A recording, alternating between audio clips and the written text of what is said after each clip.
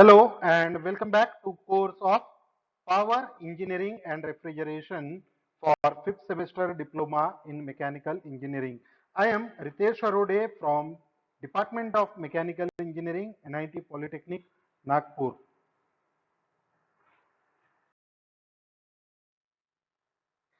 This is a video lecture on testing of IC engine and emission control. और आज का हमारा topic है problems on heat balance sheet.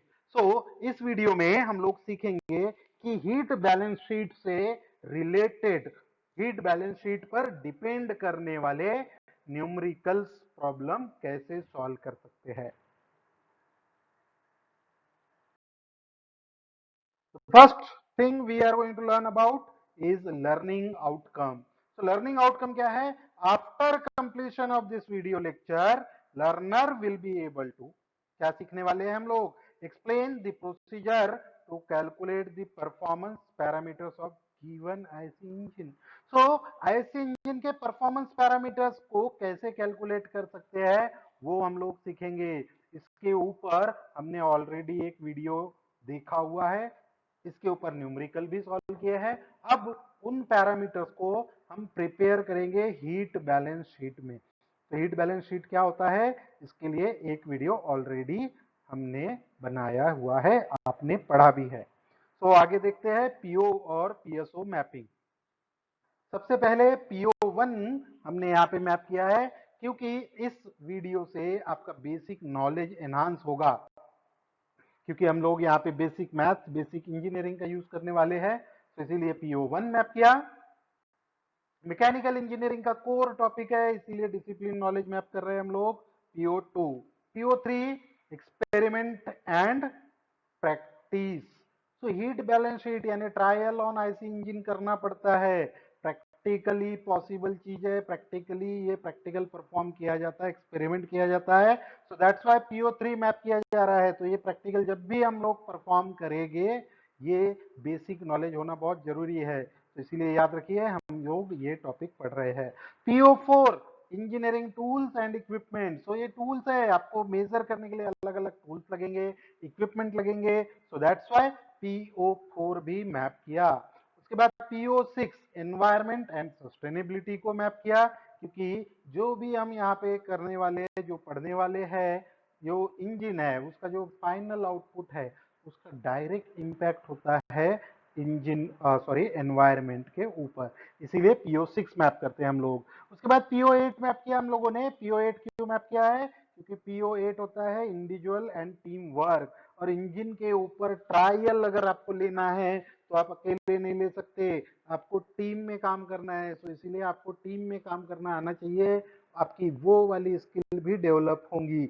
आप calculation individually कर सकते हो, वो आपको इंडिविजुअली आनी चाहिए। तो इसीलिए इंडिविजुअल एंड टीम वर्क को हमने मैप किया। उसके बाद होता है PO9 कम्युनिकेशन। आपको ये वीडियो पढ़ने के बाद हीट बैलेंस शीट कैसे बनाती है ये एक्सप्लेन करना आना चाहिए। So that's why PO9 map किया हम लोगों ने। लाइफ लॉन्ग लर्निंग PO10 को मैप किया है, क्योंकि ये जो हम सीखने वाले हैं ये आपको लाइफ लॉन्ग यूजफुल होता है किसी भी इंडस्ट्रीज में। That's why PO10। उसके बाद PSO2 और PSO3 भी मैप किया हम लोगों ने। क्यों? क्योंकि मैकेनिकल इंजीनियरिंग प्रोसेस और मैकेनिकल इंजीनियरिंग टूल्स का हम लोग इस वीडियो में यूज करने वाले हैं। इस वीडियो से जो भी सीखेंगे उससे हम लोग इन प्रोसेसेस को अच्छे से समझ पाएंगे, इन इक्विपमेंट को सही तरीके से यूज कर पाएंगे। इसीलिए PSO2 और PSO3 भी हम लोगों ने मैप किया है। तो फ्रेंड्स, आगे बढ़ने से पहले, न्यूमेरिकल सॉल्व करने के पहले देख लेते हैं कि हीट बैलेंस शीट होती क्या है। क्या होगा heat balance sheet? In engine heat is supplied with a certain quantity of energy in the form of fuel. तो हम इंजन में क्या कर रहे हैं? फ्यूल सप्लाई कर रहे हैं। और फ्यूल से क्या सप्लाई हो रही है? Heat energy. तो इनपुट जो इंजन को दिया जाता है वो हीट एनर्जी के फॉर्म में दिया जाता है, और वो कहां से आता है? फ्यूल के और एयर के मिक्सचर को बर्न होने की वजह से। So that is the input to the engine. अब क्या होगा इंजन में कि जो आपने हीट इनपुट दिया है उसमें का कुछ पार्ट यूजफुल वर्क में कन्वर्ट होता है। अभी इंजन का वर्क कौन सा होता है? Brake power. आपको क्रैंक शाफ्ट पे जो पावर मिलता है that is nothing but the brake power. आपको जो क्रैंक शाफ्ट पे पावर मिल रहा है वो होता है ब्रेक पावर, और वो ब्रेक पावर यूजफुल वर्क होता है, यूजफुल एनर्जी होती है, यूजफुल मैकेनिकल एनर्जी होती है जो हम गाड़ी को चलाने के लिए या जो भी काम है उसके लिए यूज करते हैं। पर वो पूरा का पूरा कन्वर्ट होता है कि जितना आपने इनपुट दिया वो पूरा बीपी में कन्वर्ट हो रहा है क्या? नहीं। कुछ जो होती है एनर्जी वो एनवायरमेंटल में लॉस हो जाती है, बहुत सारे जगह पे जाती है, तो वही हमको देखना है। सो ये जो हीट बैलेंस शीट है हम इसलिए बनाते हैं ताकि हम लोग ये पता कर सके कि आपकी एनर्जी लॉस कहाँ हो रही है और कैसे हो रही है। सो आपको अगर इंजन की एफिशिएंसी बढ़ानी है तो क्या करना पड़ेगा? For better performance this non useful energy leaving the system should be as small as possible. तो ये एनर्जी जो है जितनी हो सके उतनी कम होनी चाहिए, ये हमें करना है। Clear? So for better performance non useful energy, जो एनर्जी वेस्ट जा रही है उसको कम करना है। और कम करना है तो क्या करना पड़ेगा? पहले हमको पता तो होना चाहिए कि एनर्जी वेस्ट कहाँ पे हो रही है, तो इसी चीज को पता करने के लिए हम लोग हीट बैलेंस शीट प्रिपेयर कर सकते हैं। और इससे क्या होता है? एनर्जी डिस्ट्रीब्यूशन कहाँ कहाँ गया, एनर्जी जो आपने सप्लाई की थी उसमें से कितने परसेंट एनर्जी का बीपी में कन्वर्सेशन हुआ यानी यूजफुल वर्क मिला, बाकी की एनर्जी कहाँ कहाँ गई है उसका पूरा जो बैलेंसिंग हिसाब निकालना है, that thing is known as heat balance sheet. अब हीट बैलेंस शीट को प्रिपेयर करने के अलग अलग तरीके हैं। आप किलो जूल पर सेकेंड के बेस पे प्रिपेयर कर सकते हो, आप किलो जूल पर मिनट के बेस पे उसको प्रिपेयर कर सकते हो, या फिर परसेंटेज के बेसिस पे भी प्रिपेयर कर सकते हो। तो जब भी आप न्यूमेरिकल सॉल्व करोगे आपको प्रॉब्लम में दिया रहेगा कि आपको क्या करना है, किलो जूल पर सेकेंड के बेस पे बनाना है, किलो जूल पर मिनट के बेस पे बनाना है, या परसेंटेज के बेस पे आपको हीट बैलेंस शीट प्रिपेयर करनी है। So this is all about the heat balance sheet जो हमने ऑलरेडी पढ़ा था। तो एक बार फिर से रिवाइज कर लेते हैं कि हीट बैलेंस शीट के कंपोनेंट्स क्या क्या होते हैं। सबसे पहला होता है हीट सप्लाइड। अब एक इंजन को हीट सप्लाइड कहाँ से होती है? तो मैक्सिमम टाइम ये जो हीट सप्लाइड होती है वो होती है हीट सप्लाइड बाय फ्यूल। तो कहाँ से आएगा? Mass of fuel used multiplied by CV यानी calorific value of that fuel. अब मास ऑफ फ्यूल यूज्ड किस बेसिस पे आएगा? अगर आप किलो जूल्स पर सेकेंड के बेस पे बना रहे हो तो पर सेकेंड के इसमें डालिए, अगर आप किलो जूल्स पर मिनट के बेस पे बना रहे हो तो पर मिनट के बेस पे इसमें एमएफ की वैल्यू आपको डालनी है। ठीक है? सो यहां से आपको मिलेगा हीट सप्लाइड। आगे हीट एक्सपेंडिचर यानी जो हीट आपने सप्लाई की है उसका यूटिलाइजेशन कहाँ कहाँ हुआ है। तो इसके कंपोनेंट्स क्या क्या होते हैं? सबसे पहला होता है और मेन कंपोनेंट होता है हीट एब्जॉर्ब्ड इन बीपी यानी ब्रेक पावर में उसके अंदर से कितनी हीट यूज हुई है उसको बोलते हैं heat absorbed in brake power. उसके बाद है heat taken away by cooling water. तो कूलिंग वाटर में कितनी हीट यूज हुई है, कितनी एब्जॉर्ब हुई है। Then heat carried away by exhaust gas. तो एग्जॉस्ट गैस में कितनी हीट वेस्ट हुई। आपका जब धुआं निकलता है तो वो एक पर्टिकुलर टेम्परेचर पे होता है तो उसके अंदर कितनी हीट गई है वो हमको देखना है। एंड इतना होने के बाद heat accounted unaccounted. Okay, so heat जिसका हिसाब नहीं मिल रहा है तो उसको बोलते हैं heat unaccounted bye difference. So these four are the main components of heat balance sheet. so आगे देखते हैं कि इसके ऊपर न्यूमेरिकल कैसे सॉल्व कर सकते हैं। सो फ्रेंड्स, सबसे पहले एक कॉपी और पेन लीजिए और ये प्रॉब्लम लिखना शुरू कीजिए। साथ ही साथ जैसे जैसे वीडियो में प्रॉब्लम सॉल्व करेंगे आप भी अपनी कॉपी में इस वीडियो प्रॉब्लम को सॉल्व कीजिए। सो प्रॉब्लम में क्या दिया है? An IC engine uses 6 kg of fuel having calorific value 43,000 kilo joule per KG in 1 hour. यानी क्या हो रहा है? 6 kilo KG of fuel per hour and calorific value है 43,000 kilo joule per KG. The brake power develops is 21 kilowatt. यानी BP दिया हुआ है। The temperature rise of cooling water is 23 degree Celsius, यानी क्या है, ये dt दिया हुआ है आपको कितना, 23 degree Celsius. when the rate of flow is 11 kg per minute, so water का रेट ऑफ फ्लो कितना है, 11 kg per minute. Cooling water का रेट ऑफ फ्लो यहाँ पे दिखाई दे रहा है। Then the temperature rise of exhaust gas is 250 degree Celsius. Temperature rise कितना है, टेम्परेचर डिफरेंस डायरेक्टली दिया हुआ है 250 डिग्री सेल्सियस। कई बार दो टेम्परेचर दिए हुए होंगे तो आपको ये डिफरेंस कैलकुलेट करना पड़ता है, पर यहाँ डायरेक्टली आपको टेम्परेचर राइज दिया हुआ है, यानी टेम्परेचर कितने से बढ़ रहा है। Then when the rate of flow of exhaust gas कितना है, 4.6 kilo joule kg per minute. So ये एग्जॉस्ट गैस का फ्लो रेट है। Then specific heat of water and exhaust gas, water का स्पेसिफिक हीट है 4.187 kilo joule per kg kelvin and 1 kg per kg kelvin respectively. So आपको specific heat दी हुई है water की और एग्जॉस्ट गैस की, तो ये हमको आगे काम में आने वाला है। देन draw the heat balance sheet on minute basis. तो आपका फाइनल आउटपुट क्या है, आपको ड्रॉ करना है heat balance sheet on minute basis. तो मिनट बेसिस पे कैलकुलेट करना है, तो देखिए सबसे पहले गिवन डाटा क्या गिवन है और उसे कैसे यूज करना है। सबसे पहली चीज जो हमको दी है वो दी है M F, 6 KG per hour दिया हुआ है, 6 KG per our, 6 KG per hour दिया हुआ है। तो इसको क्या करना है, मिनट बेसिस पे आपको हीट बैलेंस शीट चाहिए, तो उसको आपको कन्वर्ट करना पड़ेगा आर को मिनट पे, और आर को मिनट पे कन्वर्ट करना है तो क्या करना पड़ेगा, उसको 60 से डिवाइड करना पड़ेगा। तो यहाँ पे हमारे पास आ जाएगा mass flow rate of fuel mf is equals to 6 kg per hour divide by 6/60 divide is equals to 0.1 kg per minute. So ये मास फ्लो रेट आपको मिल गया है।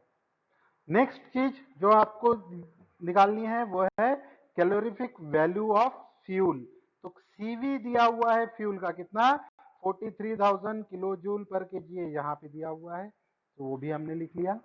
नेक्स्ट इज ब्रेक पावर यानी बीपी 21 किलोवाट, ये दिया है यहाँ पर, तो 21 किलोवाट वो भी मिल गया। उसके बाद temperature rise of cooling water is 23 degree Celsius. So del T D T of water, temperature difference directly दिया हुआ है, तो कितना आ रहा है 23 degree Celsius. When the rate of flow is 11 KG per minute, तो पानी का मास फ्लो रेट क्या है, mass flow rate of water MFW is given by 11 KG per minute. Next given है temperature rise of exhaust gas is 250 degree Celsius. तो आपको क्या दिया है, del TE is equals to 250 degree Celsius. And the next one is the rate of flow of exhaust gas, और वो दिया है mass flow rate of exhaust gas MFC is equals to 4.6 kg per minute. तो ये हो गया given data. साथ ही साथ आपको स्पेसिफिक हीट लगने वाली है वाटर की और एग्जॉस्ट गैस की कैलकुलेट करने के लिए, तो वो दो चीजें भी दी हुई है। सीपी ऑफ वाटर सीपीडब्ल्यू से डिनोट करेंगे, जो दिया है 4.187 kilo joule per kg kelvin. And next is CP of exhaust gas, जो दिया है 1 kilo joule per kg kelvin. तो ये सारा गिवन डाटा हमारे पास दिया हुआ है, और हमें क्या करना है, heat balance sheet find out करनी है, वो भी मिनट बेसिस पे। सो वीडियो को पॉज कीजिए और ये गिवन डाटा अच्छी तरह से समझ लीजिए, प्रॉब्लम को पढ़िए और ये गिवन डाटा ढूंढ के निकाल लीजिए। तो दोस्तों आगे बढ़ने से पहले देख लेते हैं हीट बैलेंस शीट के कंपोनेंट्स क्या क्या होते हैं और हीट बैलेंस शीट किस तरह से आपको प्रिपेयर करनी है। तो दो कॉलम होते हैं, एक होता है हीट सप्लाइड का कॉलम और दूसरा है हीट डिस्ट्रीब्यूशन या फिर हीट एक्सपेंडिचर का कॉलम। हीट सप्लाइड कहां से होगी, तो हीट सप्लाइड बाय फ्यूल। एक ही सोर्स है हीट सप्लाई करने का, तो जितना भी वैल्यू आएगा वो यहाँ पे आएगा, और वो कितना परसेंट रहेगा, 100%। अब हीट एब्जॉर्ब कहाँ हो रही है, हीट एब्जॉर्ब इन बीपी हो रही है। Heat taken away by cooling water भी है, दूसरा कूलिंग वाटर का भी हमको टेम्परेचर और मास फ्लो रेट दिया हुआ है। हमको heat carried away by exhaust gases दिया हुआ है, क्योंकि आपको हीट टेम्परेचर डिफरेंस दिया है एग्जॉस्ट गैस का, और उसका भी सीपी दिया हुआ है और हीट अनअकाउंटेड। कई बार ऐसा होता है, ये बेसिक 4 फैक्टर्स है कि आपको हीट बैलेंस शीट बनाने हैं तो उसमें 4 फैक्टर होने चाहिए।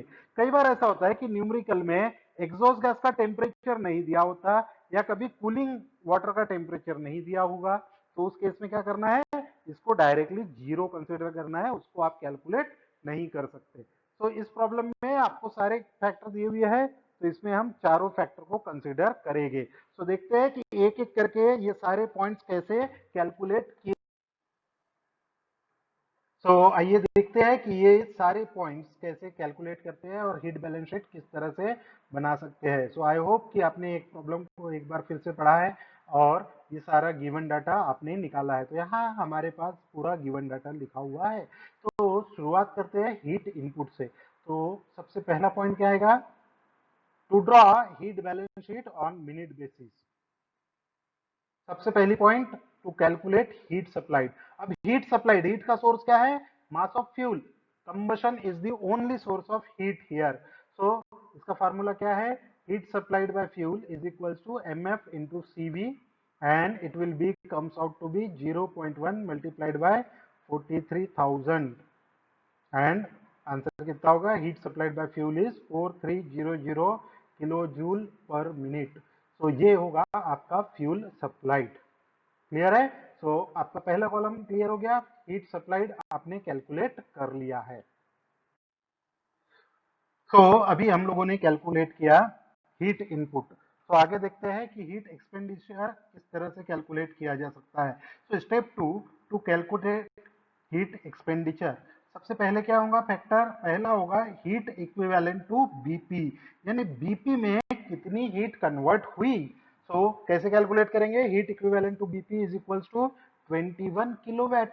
ये ऑलरेडी गिवन है 21 किलोवाट। पर किलोवाट मतलब क्या होता है, 21 किलो जूल्स पर सेकेंड। हमको क्या चाहिए, मिनट बेसिस में चाहिए। मिनट बेसिस पे आपको हीट बैलेंस शीट बनानी है तो क्या करना पड़ेगा, इसको मल्टीप्लाई करना पड़ेगा 60 से। So heat equivalent to BP is equals to 21 into 60, it will be comes to 1260 kilo joules per minute. तो पर मिनट बेसिस पे हमको बीपी मिल गया, बीपी की हीट कितनी कन्वर्ट हुई है वो मिल गया। Next is heat carried by cooling water, यानी QW। कूलिंग वाटर ने कितनी हीट एब्जॉर्ब की है, तो फार्मूला क्या होता है QW का, is equals to mass of water into Cp of W into del T. So this is the formula। क्या क्या आएगा, 11 आपको दिया हुआ है mass of water, 4.187 Cp of water and 23 is the temperature difference। और जब आप इसको कैलकुलेट करेंगे तो आंसर आएगा 1059.31 किलो जूल पर मिनट। तो साथ ही साथ आप भी इसको कैलकुलेट करते रहिए और चेक कीजिए कि ये सही है या नहीं। Then heat carried by exhaust gas, QE से डिनोट करेंगे। QE का भी फार्मूला सेम होता है, MCPDT। हीट ट्रांसफर का फार्मूला, हीट एब्जॉर्ब का फार्मूला हमेशा MCPDT होता है। पर अभी हम एग्जॉस्ट गैस की बात कर रहे हैं तो QE हो जाएगा, मास भी E, Cp of exhaust gas and temperature difference of exhaust gas. Mass कितना दिया है 4.6, सीपीई की वैल्यू है 1 और टेम्परेचर डिफरेंस दिया है 250। तो ये कितना आएगा 1150 किलो जूल पर मिनट। तो तीन फैक्टर थे, तीनों हमको मिल गए। हीट इक्विवेलेंट टू बीपी मिल गया, heat carried by cooling water मिल गया, heat carried by exhaust gas भी हमको मिल चुका है। तो इतना आपको अगर गिवन है तो आगे का कैसे सॉल्व करेंगे वो देखते हैं। आगे क्या निकालना है हमको, चौथा फैक्टर निकालना है अनअकाउंटेड हीट, ऐसी हीट जिसका कोई हिसाब नहीं है।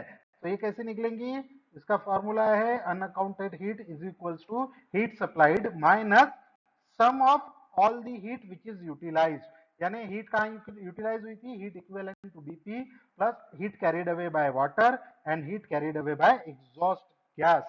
तो ये अगर आपने कैलकुलेट कर लिया तो अनअकाउंटेड हीट भी आपको मिल जाएगी। तो unaccounted heat is equals to 4300 आपकी हीट सप्लाइड है, माइनस ये 1260 बीपी के लिए, 1059.31 कूलिंग वाटर और एग्जॉस्ट गैस में गई 1150। तो इसका अगर आप कैलकुलेट करेंगे तो अनअकाउंटेड हीट मिलेंगी 830.69 किलो जूल पर मिनट। तो इस तरह से हमने ये सारी चीजें कैलकुलेट की और इसी पूरे डाटा को आपको सबमिट करना है, आपको लिखना है हीट बैलेंस शीट के टेबल में। तो देख लेते हैं कि ये फॉर्मूला, ये जो सारा डाटा है वो टेबल में कैसे लिखेंगे।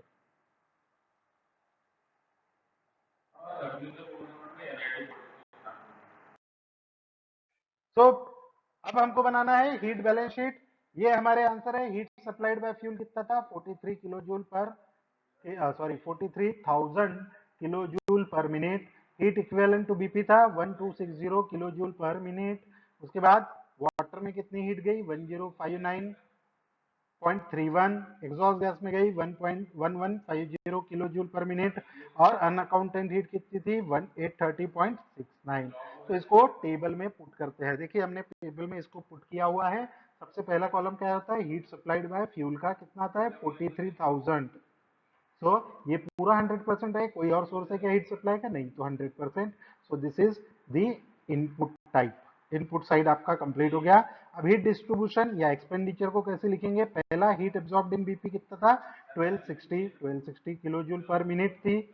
उसके बाद heat taken away by cooling water कितना है, 1059। उसके बाद heat carried by exhaust gas 1150 और हीट अकाउंटेड बाय डिफरेंस कितना आया था, 830.69। ये सारी चीजें हमने कैलकुलेट की है।